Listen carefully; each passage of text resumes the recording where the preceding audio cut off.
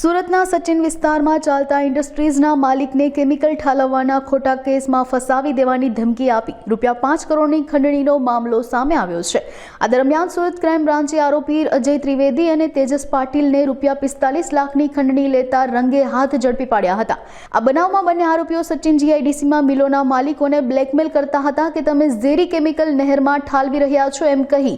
₹5 કરોડની ખંડણી માંગવામાં આવી હતી, જે ફરિયાદ સચિન જીઆઈડીસીના પૂર્વ ડાયરેક્ટરને મળી હતી। સમગ્ર મામલે જીઆઈડીસીના ડાયરેક્ટર મહેન્દ્ર ધીરજલાલ સોમલિયાએ પોલીસ કમિશનરને રજૂઆત કરી હતી। આ ઉપરાંત બંને આરોપીઓ પાસેથી પોલીસે રોકડા ₹45 લાખ, એક કાર, 2 વ્હીલ, બેગ એમ કુલ મળી ₹51,40,950નો મુદ્દામાલ જપ્ત કર્યો હતો। હાલ સમગ્ર મામલે પોલીસે આગળની કાર્યવાહી હાથ ધરી છે। સુરત શહેર પોલીસ કમિશનર સાહેબને સચિન ઇન્ડસ્ટ્રીયલ કોઓપરેટિવ સોસાયટીના ડાયરેક્ટર મહેન્દ્રભાઈ રામોલિયા તરફથી એક ફરિયાદ મળેલી હતી, જેમાં સુરત શહેર એક ઇન્ડસ્ટ્રીયલ હબ છે અને અહીંયા અલગ અલગ ઇન્ડસ્ટ્રીઝો, ડાયમંડ છે, ટેક્સટાઇલ છે, ઇન્ડસ્ટ્રીઝો ફેલાયેલી છે। આમાં સુરત શહેરમાં સચિન વિસ્તારમાં અલગ અલગ ડાઇંગ મિલો અને ઇન્ડસ્ટ્રીઝમાંથી જે કેમિકલ વેસ્ટ નીકળે છે, એ કેમિકલ વેસ્ટ સચિન ઇન્ડસ્ટ્રીઝમાં એક સચિન ઇન્ફ્રા એન્વાયરમેન્ટ લિમિટેડ અને ગ્લોબલ એન્વાયરો કેર લિમિટેડ આ બંને યુનિટને સોંપવામાં આવે છે અને આ બંને સંસ્થા CEPT કોમન ટ્રીટમેન્ટ પ્લાન્ટને આપે છે।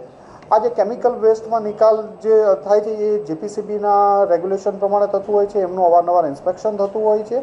પણ એમને આ મુદ્દો બનાવી વારંવાર આ યુનિટો વિરુદ્ધ અરજી કરવી, એમને બ્લેકમેલ કરવાના અવારનવાર પ્રયત્નો છેલ્લા 4 માસથી ચાલી રહ્યા હતા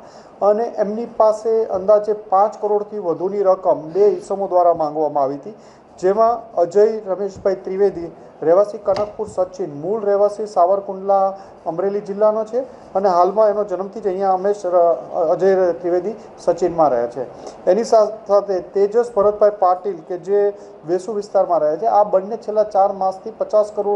5 કરોડથી વધુની રકમ માંગી રહ્યા હતા અને છેલ્લે એમને આ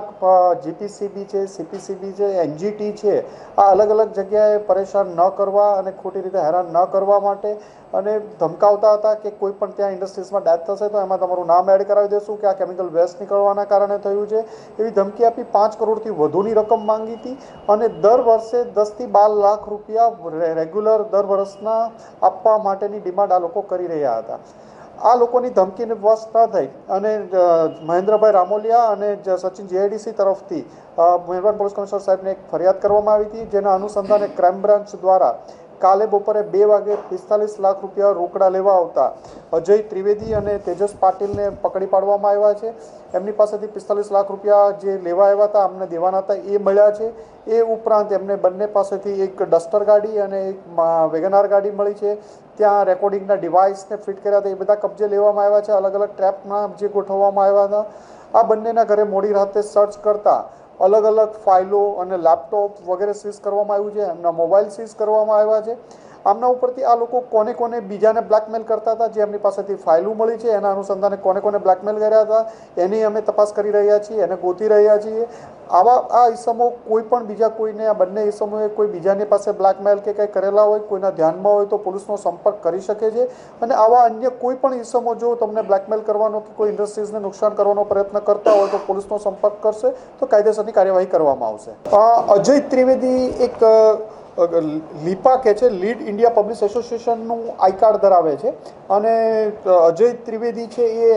આરટીઆઈ એક્ટિવિસ્ટના નામે પોતાને ઓળખાવે છે, PIL અલગ લોકો વિરુદ્ધ કરે છે અને કોઈ પ્રેસમાં અજય ત્રિવેદી પ્રેસમાં નથી, પણ એ આરટીઆઈ એક્ટિવિસ્ટના નામે લોકો પાસેથી આ બ્લેકમેલિંગનો આમાં પ્રયત્ન કર્યો હતો। એમને બંનેની ધરપકડ કરવામાં આવી છે, એમના ઘરે સર્ચ કરવામાં આવ્યું છે, એમને ત્યાંથી ઘણી બધી ફાઇલો, લેપટોપ, મોબાઈલ વગેરે સીઝ કરવામાં આવ્યા છે અને આવા આ લોકોએ કોઈ બીજા લોકોને ભોગ બન્યા હશે તો એમની ફરિયાદ લેવામાં આવશે અને જો કોઈનો ભોગ બનનાર હોય તો એ પોલીસનો સંપર્ક કરી શકે છે। આ ઇસમો અને આવા કોઈ પણ ઇસમો જો કોઈ એમને બ્લેકમેલ કરવાનો પ્રયત્ન કરતા હશે તો એમની વિરુદ્ધ કાયદેસર કાર્યવાહી કરવામાં આવશે।